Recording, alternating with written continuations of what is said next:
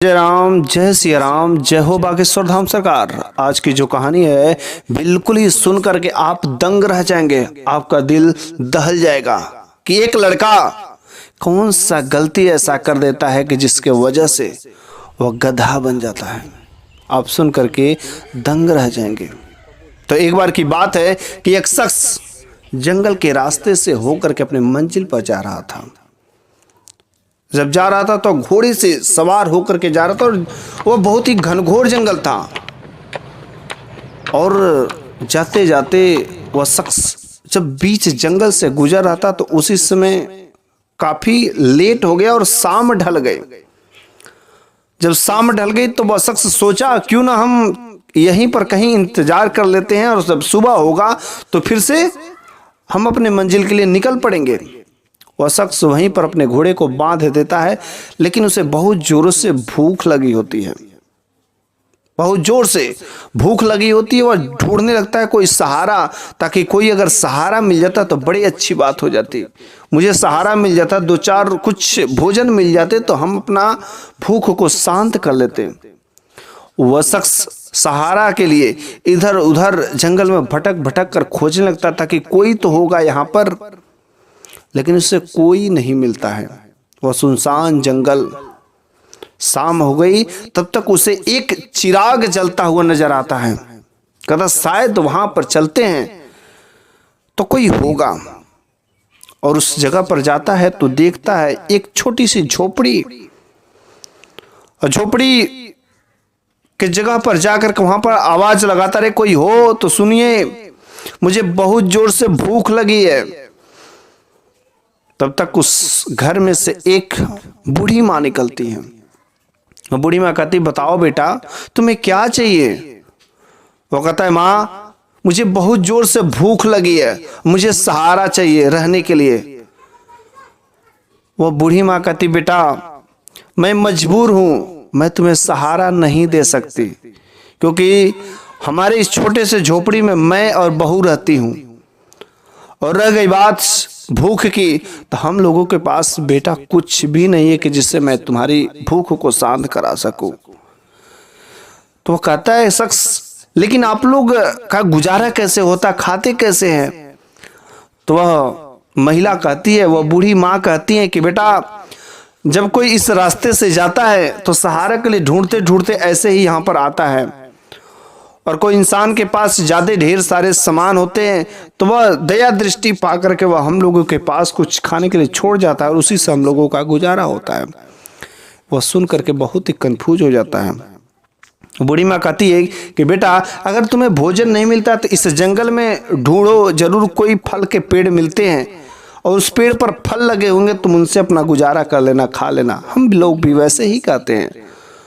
और वैसा ही इंसान ने किया। पास में ही एक पेड़ पाया जिस पर कुछ फल लगे हुए थे, उस फल को खा करके अपने भूख को शांत किया। और उस झोपड़ी के आगे कुछ दूरी पर एक पेड़ के नीचे छोटा सा अपना जुगाड़ बना करके वहां पर जो है शाम के समय विश्राम करने का विचार किया और वहीं पर विश्राम करने लगा। कहा कि यहीं पर सो जाते हैं, अगले दिन सुबह अपने मंजिल के लिए रवाना होंगे। और वहीं पर जब वो शाम के समय सोता है तो उस जंगल में से एक अजीब प्रकार की आवाज आती है, चीखने की आवाज आती है, चिल्लाने की आवाज आती है। और वह आवाज रहता है गधे के चीखने की आवाज, मानो जोर से कोई गधा हो चीख रहा हो। वह आवाज तो डरावनी लग रही थी, लेकिन वह व्यक्ति डरने वाला नहीं था। वह सोचा अगर मैं इस रास्ते इसी समय में जाता हूं तो ये ठीक नहीं होगा, मेरे साथ कुछ अनहोनी भी हो सकती है।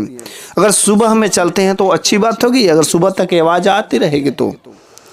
और जैसे सुबह का बेला हुआ, उसे तो रात भर बेचारा सो नहीं सका था, क्योंकि उस गधे की आवाज जो चीख रही थी उसके कानों में गूंज रही थी। और वह जैसे ही भोर हुआ, वह पहले उस गधे की आवाज की तरफ खींचा खींचा खींचा गया। और उस आवाज जहां से आ रही थी आखिरकार वह उस जगह पर पहुंच ही गया। जैसे वह वहां पर पहुंचता है, वह देखता है, अचंभित हो जाता है। एक कब्र आधा खुला हुआ है, आधा बंद है, जिसमें से एक ऐसा इंसान का शरीर जिसका आधा शरीर गधे का है और आधा शरीर इंसान का है, और गधे का मुंह उसका है, जिसके वजह से वो गधा जोर जोर से उस कब्र में से चिल्ला रहा था और केवल चीखे जा रहा था अजीब आवाज में।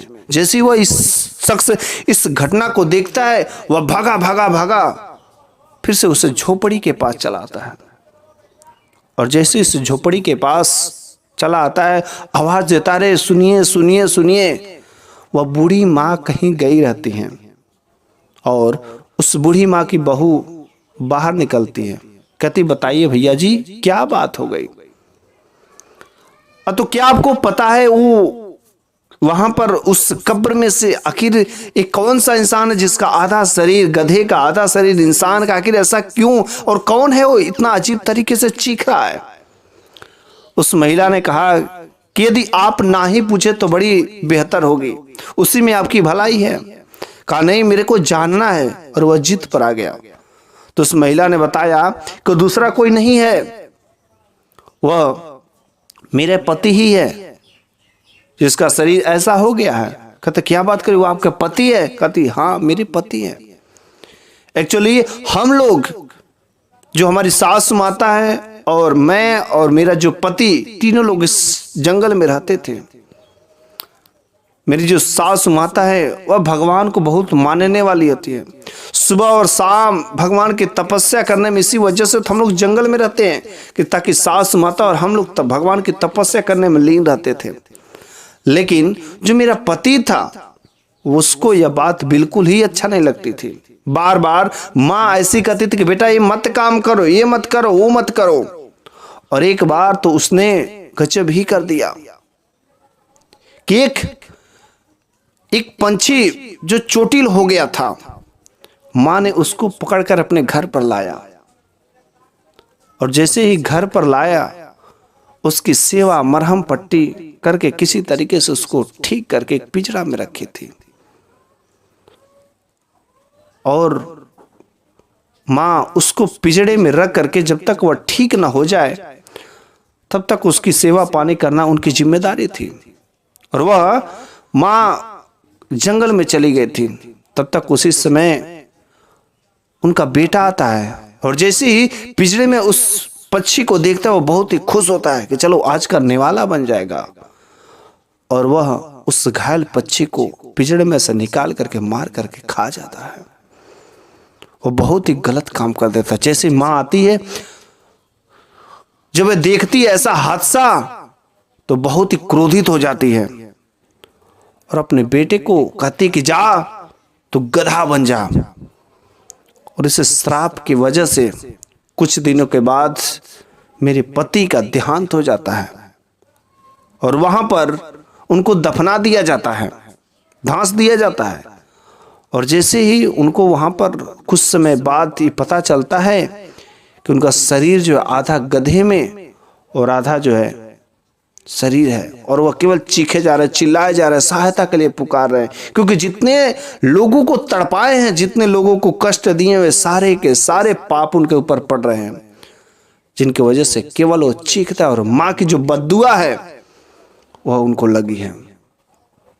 तो यदि कोई बेटा अपनी माँ की बातों को तौहीन करता है, उनकी बातों को नहीं मानता है, अगर माँ सच्चे दिल से अगर उसको आशीर्वाद देते तो वह काम हो जाता है। लेकिन अगर वही माँ सच्चे दिल से अगर श्राप दे देती तो वह काम सब भी हो जाता है।